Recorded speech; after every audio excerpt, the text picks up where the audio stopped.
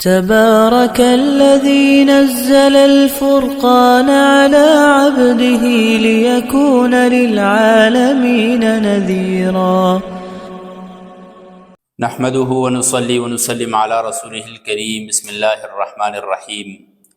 ابھی تک ہم نے جتنی بھی بحث پڑھی ہے اسم فعل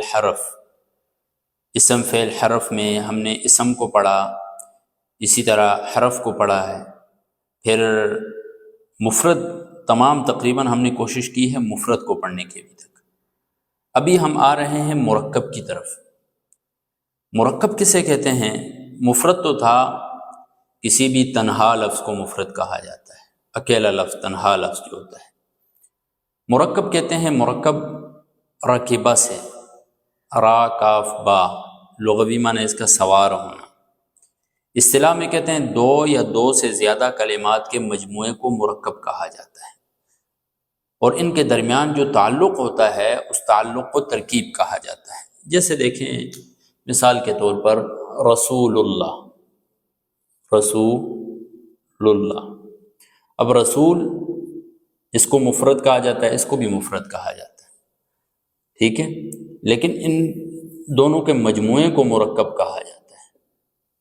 یہ دونوں کو جب ہم ملا لیں، دو الفاظ، دو یا دو سے زیادہ کلمات جب ملتے ہیں، زیادہ کی مثال آپ لے لیں محمد الرسول اللہ، 3 کلمات جمع ہو جاتے ہیں۔ محمد الگ مفرد ہے، رسول مفرد ہے، لفظ اللہ مفرد ہے، لیکن جب ان تینوں کو ملایا جاتا ہے تو مرکب بن جاتا ہے۔ اسے کیا کہا جاتا ہے؟ مرکب کہا جاتا ہے۔ مرکب کی 2 قسمیں ہیں، ایک ہے مرکب ناقص، دوسرا ہے مرکب تام۔ مرکب ناقص اس کا دوسرا نام ہے مرکب غیر مفید۔ مرکب غیر مفید یا مرکب ناقص کسے کہتے ہیں؟ جس سے مکمل طور پر بات سمجھ میں نہ آتی، بولنے والے نے بات بولی اور آپ کو مکمل طور پر سمجھ میں نہ آئی، ایسے مرکب کو مرکب ناقص کہا جاتا ہے۔ جس سے بات مکمل، ایسا مرکب جس سے بات مکمل طور پر واضح نہ ہوتی ہو، ایسے مرکب کو، ایسے کلام کو کیا کہا جاتا ہے؟ ایسے کلام کو کلام ناقص، مرکب ناقص یا کلام غیر مفید کہا جاتا ہے۔ اور مرکب تام اسے کہتے ہیں کہ متکلم جب بات اپنی مکمل کر لے تو اس کی بات کو آپ مکمل طور پر سمجھ جائیں، اس سے آپ کو کوئی حکم معلوم ہو، کوئی خواہش معلوم ہو، کوئی بھی چیز آپ کو معلوم ہو جائے۔ پھر مرکب ناقص جو ہے، اس کی جو خاص اقسام ہیں وہ میں آپ کے سامنے رکھتا ہوں۔ مرکب ناقص کی جیسے دیکھیں، اس کی پہلے میں آپ کو تھوڑی سی مثال دے دیتا ہوں تاکہ آپ سمجھ جائیں۔ للہ، اللہ کے لیے، اللہ کے لیے کیا؟ کوئی حکم نہیں سمجھ میں آ رہا ہے، بات مکمل نہیں ہے۔ السماوات والارض، زمین و آسمان، زمین و آسمان کو کیا ہوا ہے؟ کوئی بات ہمیں سمجھ میں نہیں آ رہی، یعنی مکمل طور پر سمجھ میں نہیں آ رہی ہے۔ آیات بینات، واضح روشنیاں، کیا ہوا؟ واضح روشنیاں بجھ گئی، مزید واضح ہو گئی، کیا ہوا؟ کوئی ہمیں اس طرح کی بات سمجھ میں نہیں آ رہی ہے، لہٰذا یہ تمام کیا ہے؟ مرکب ناقص ہے۔ مرکب ناقص کی سب سے پہلی قسم ہے مرکب جاری۔ مرکب جاری، مرکب جاری کسے کہتے ہیں؟ مرکب جاری کہا جاتا ہے وہ مرکب جس میں جار مجرور کا تعلق ہو، وہ مرکب جس میں جار مجرور، یعنی مرکب جاری 2 چیزوں سے مل کر بنتا ہے، ایک حرف جار سے، دوسرا مجرور۔ جیسے فی الارض، فی الارض، فا حرف جار، الارض مجرور، اس کو ہم مرکب جاری کہیں گے۔ اس کو ہم کیا کہیں گے؟ مرکب جاری، جار سے ہے، کیوں؟ جار مجرور کا تعلق ہے ان کا آپس میں۔ باقی بھی کتاب کے اندر کافی مثالیں ہیں، من السماء، علی العرش، فی الارض، یہ تمام جو ہیں مرکب جاری کی مثالیں بنتی ہیں۔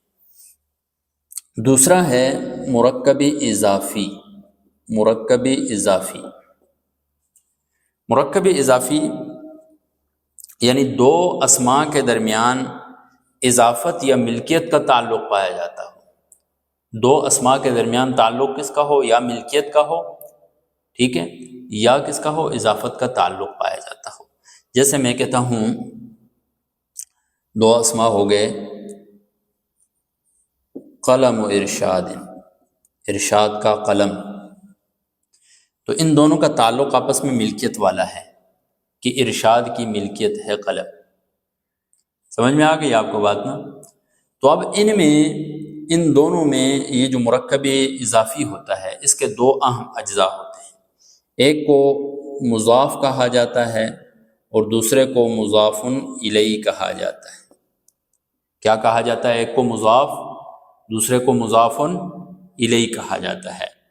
مضاف کا اعراب ہمیشہ عامل کے مطابق ہوتا ہے، یعنی اس پر اگر کوئی عامل جار داخل ہو گیا تو یہ مجرور ہوگا، عامل ناصب داخل ہو گیا تو یہ منصوب ہوگا، اگر عامل رافع داخل ہو گیا تو یہ مرفوع ہوگا، یعنی یہ کیا ہوگا؟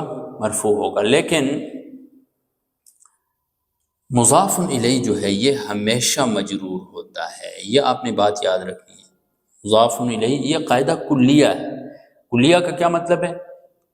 کوئی بھی ایسا مضاف الیہ آپ کو نہیں ملے گا جو مجرور نہ ہو۔ مضاف الیہ ہمیشہ مجرور ہوگا، یا لفظاً مجرور ہوگا، یا محلاً مجرور ہوگا، یا تقدیراً، کسی بھی صورت میں، لیکن مجرور ضرور ہوگا، ٹھیک ہے۔ اس کے علاوہ مرکب اضافی کی آپ مختلف مثالیں بنا سکتے ہیں۔ رسول اللہ، رسول اللہ، رسول مضاف، لفظ اللہ مضاف الیہ، قلم مضاف، ارشاد مضاف الیہ، ٹھیک ہے۔ اچھا جی،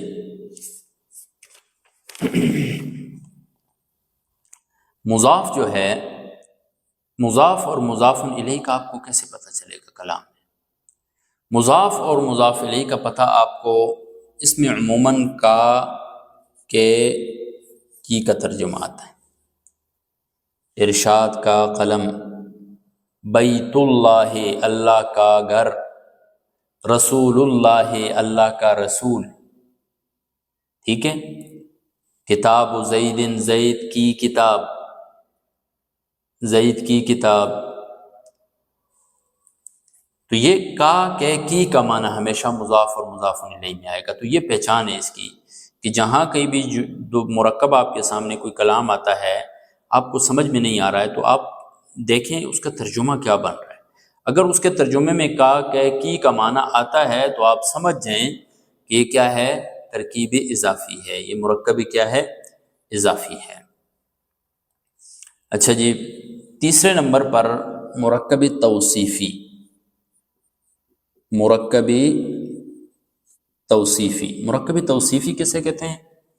یعنی وہ مرکب جس میں ایک اسم دوسرے اسم کی صفت بیان کرے، وہ مرکب جس میں ایک اسم دوسرے اسم کی کیا بیان کرے؟ صفت بیان کرے۔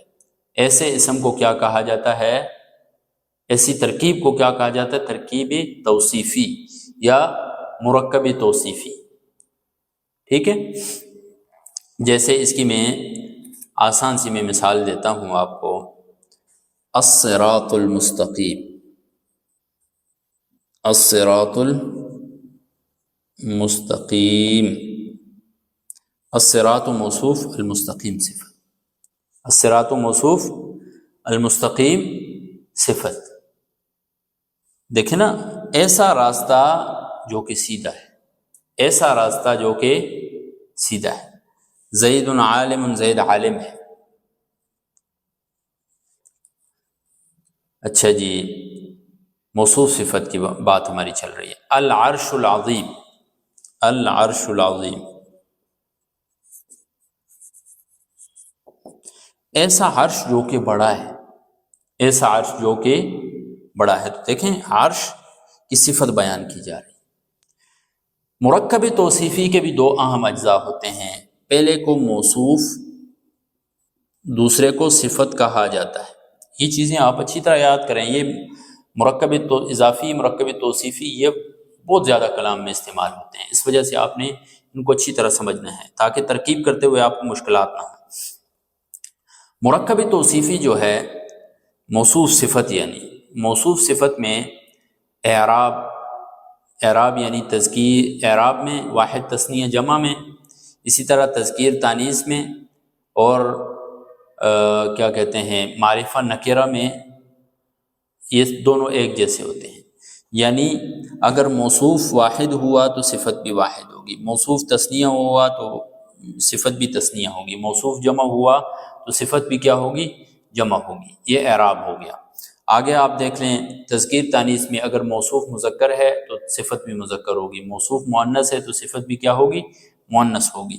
اسی طرح معرفہ نکرہ میں اگر موصوف معرفہ ہے تو صفت بھی معرفہ ہوگی، اگر موصوف نکرہ ہے تو صفت بھی کیا ہوگی؟ نکرہ ہوگی۔ یہ ان کے اندر کیا ہوتی ہے؟ مطابقت پایا جانا ضروری ہے ان تمام چیزوں کے اندر۔ اس کے بعد چوتھے نمبر پر آتا ہے مرکب اشاری۔ مرکب اشاری بہت آسان ہے، یعنی ایک ایسا اسم جس سے کسی دوسرے اسم کی طرف اشارہ کیا جاتا ہو، تو ایسی ترکیب کو ترکیب اشاری کہا جاتا ہے، مرکب اشاری کہا جاتا ہے۔ ھذا القلم، ھذا القلم، اب دیکھیں ھذا ایک اسم ہے اور القلم دوسرا اسم ہے، ایک اسم سے دوسرے کی طرف اشارہ کیا جا رہا ہے، اس ترکیب کو ترکیب اشاری کہا جاتا ہے۔ اس ترکیب کو کیا کہا جاتا ہے؟ ترکیب اشاری کہا جاتا ہے۔ اچھا جی، اس کے بعد ہے 5ویں نمبر پر مرکب عاطفی۔ مرکب عاطفی یہ بھی حروف عطف کے اندر ہم نے اچھی طرح پڑھ لی ہے، یعنی وہ دو اسم جن میں حروف عطف کے ذریعے آپس میں ان کا تعلق بیان کیا گیا ہو۔ السماوات والارض مثال آپ لے لیں، اور اس کا میں نے پہلے بھی اصطلاحات آپ کو بتائی ہیں۔ پہلے اسم کو معطوف علی کہا جاتا ہے، دوسرے اسم کو معطوف کہا جاتا ہے۔ یہ اس کی کیا ہے؟ مرکب عطفی کی کیا ہے؟ مثال ہے اور اصطلاحات ہیں۔ اچھا جی، آپ نے کیا کرنا ہے کہ ان کی مثالیں ڈھونڈنی ہیں۔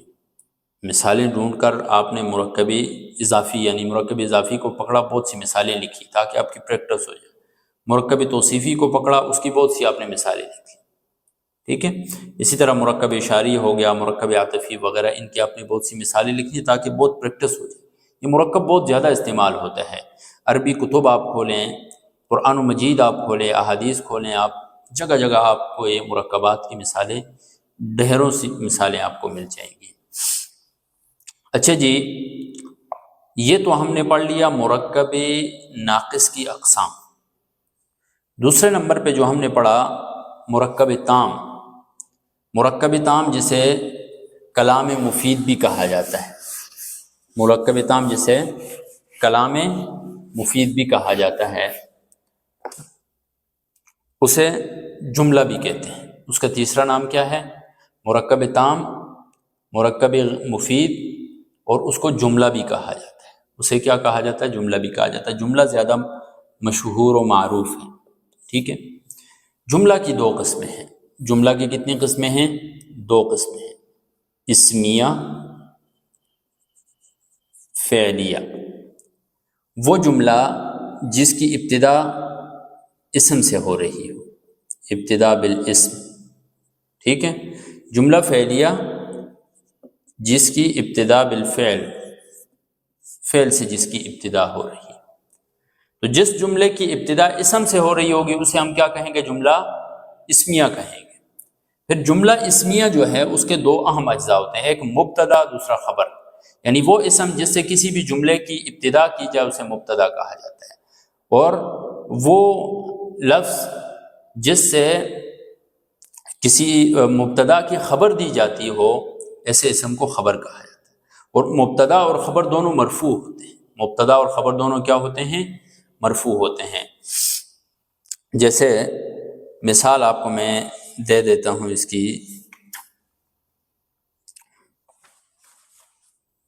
اللہ غنی،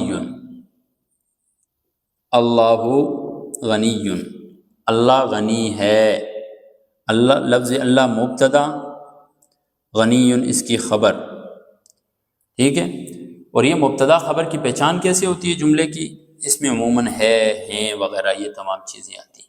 اللہ غنی ہے، اللہ کریم، العذاب شدید، عذاب سخت ہے۔ یعنی پورا جملہ، پورا ہمیں مکمل سمجھ میں آ رہی ہوتی ہے کہ وہاں کیا جملے میں کہا جا رہا ہے۔ مبتدا اور خبر کا اعراب کیا؟ دونوں مرفوع ہوتے ہیں، مبتدا بھی مرفوع، خبر بھی کیا ہوتے ہیں؟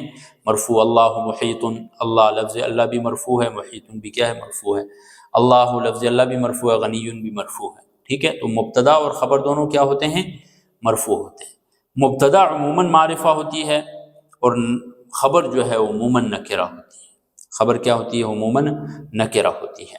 اس طرح کی بھی مثالیں ہیں کہ ایک مبتدا ہوتی ہے، اس کی ڈھیروں خبریں ہوتی ہیں، جیسے فالصالحات قانتات حافظات للغیب بما حفظ اللہ، مختلف جو ہیں اس کی آگے وہ بن رہی ہیں، کیا کہتے ہیں؟ خبریں بن رہی ہیں۔ اللہ الصمد، ان الدین عند اللہ الاسلام، مختلف اس کی کیا ہو رہی ہیں؟ مثالیں بن رہی ہیں۔ اور دوسرے نمبر پر جو ہے جملہ فعلیہ۔ جملہ فعلیہ کسے کہتے ہیں؟ وہ جملہ جس کی ابتدا فعل سے ہو رہی ہو، جس کی ابتدا کس سے ہو رہی ہو؟ فعل سے ہو رہی ہو، جیسے، اور اس کے اہم اجزاء جو ہیں فعل، فاعل، مفعول۔ عموماً فعل، فاعل، مفعول، کبھی مفعول نہیں بھی ہوتا، فعل فاعل ہوتے ہیں، لیکن فعل ضرور ہوتا ہے وہاں پر، جیسے خلق اللہ السماوات، خلق فعل، لفظ اللہ فاعل، السماوات مفعول، فعل فاعل مفعول مل کر جملہ فعلیہ بن گیا، مبتدا خبر مل کر جملہ اسمیہ بن گیا۔ سمجھ میں آ رہی ہے آپ کو نا اچھی طرح؟ تو جملہ فعلیہ کی ابتدا فعل سے ہوتی ہے، پھر فعل، ظاہر ہے جب فعل ہوگا تو اس کے ساتھ فاعل اور مفعول بھی ضرور ہوں گے، کبھی فاعل ہوگا کبھی مفعول بھی ہوگا۔ اتا امر اللہ، اتا فعل، امر اللہ، امر مضاف، لفظ اللہ مضاف الیہ، مضاف مضاف الیہ مل کر یہ اس کے لیے فاعل بن رہا ہے۔ آیا اللہ کا حکم، ٹھیک ہے؟ سیقول السفہاء، ان قریب کہیں گے بیوقوف لوگ، تو سیقول فعل، السفہاء فاعل اس کا۔ جاءتہم رسلہم، جاءتہم یہ کیا بن رہا ہے؟ فعل، جاءت فعل بن گیا، اور رسلہم، رسل یہ اس کا فاعل بن رہا ہے، ٹھیک ہے؟ ہم اس کے لیے کیا بن رہا ہے؟ مفعول بن رہا ہے۔ سأل سائل، سوال کرنے والے نے سوال کیا، سأل فعل، سائل اس کا کیا ہے؟ فاعل۔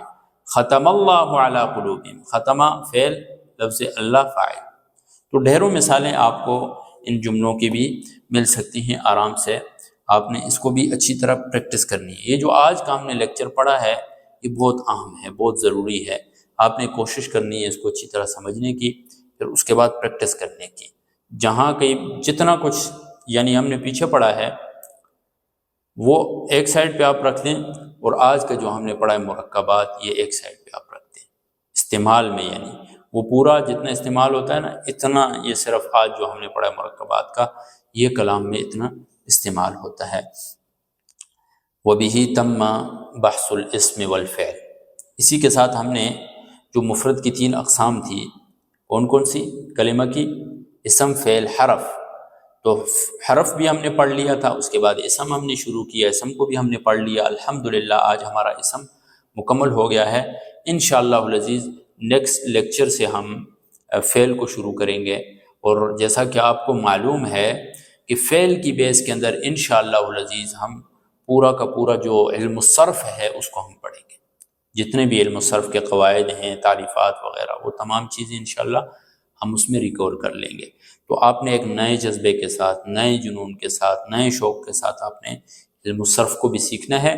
یہاں تک ہمارا علم النحو تھا، جیسا کیسا گزرا، اندر غلطیاں کوتاہیاں ہوئیں، سستیاں ہوئیں، جو کچھ بھی ہوئی، اللہ تبارک و تعالیٰ سے معافی کے طلبگار ہیں۔ مزید بھی اللہ تبارک و تعالیٰ مجھے بھی علم پھیلانے کی توفیق عطا فرمائے، آپ لوگوں کو بھی سیکھ کر آگے علم پھیلانے کی توفیق عطا فرمائے۔ جزاکم اللہ خیر۔